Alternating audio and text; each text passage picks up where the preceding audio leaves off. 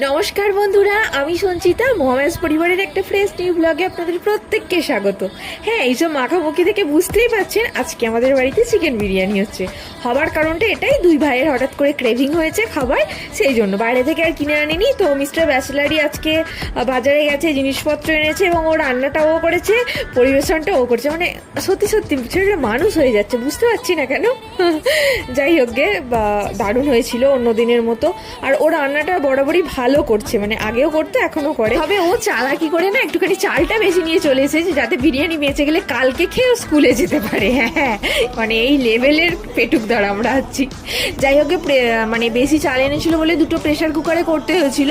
তবে টেস্টের কোনো হেরফের হয়নি, টেস্ট কিন্তু দারুণই ছিল। আর আমি একটুখানি ইনস্ট্যান্ট বাইট নিচ্ছিলাম, মানে চিকেন, পেঁয়াজ আর আলু, দারুণ লাগলো।